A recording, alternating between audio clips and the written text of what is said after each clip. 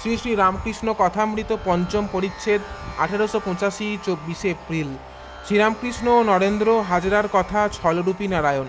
ঠাকুর ভাব উপশমের পর ভক্ত সঙ্গে কথা কহিতেছেন নরেন্দ্র শ্রীরামকৃষ্ণের প্রতি। হাজরা এখন ভালো হয়েছে। শ্রীরামকৃষ্ণ: তুই জানিস নি এমন লোক আছে বগলে ইঁট মুখে রাম রাম বলে। নরেন্দ্র: আজ্ঞে না, সব জিজ্ঞাসা করলুম, তা সে বলেন না। শ্রীরামকৃষ্ণ: তার নিষ্ঠা আছে, একটু জপ টপ করে, কিন্তু অমন, গাড়োয়ানকে ভাড়া দেয় না। নরেন্দ্র: আজ্ঞে না, সে বলে তো দিয়েছি।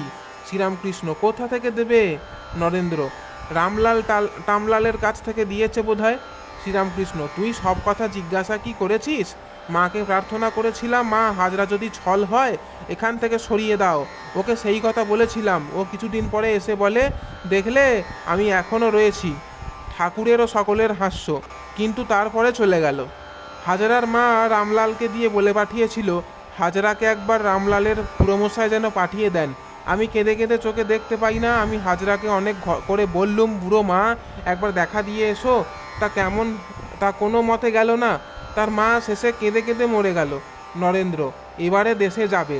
শ্রীরামকৃষ্ণ: এখন দেশে যাবে? ঢ্যামনা শালা, দূর দূর, তুই বুঝিস না।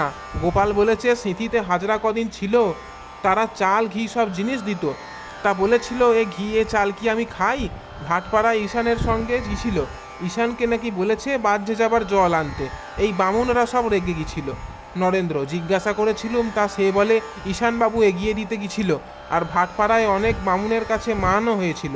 শ্রীরামকৃষ্ণ হাসিতে হাসিতে: ওইটুকু জপতপের ফল। আর কি জানো, অনেকটা লক্ষণে হয়। বেঁটে ডোব কাটা কাটা গা ভালো লক্ষণ নয়, অনেক দেরিতে জ্ঞান হয়।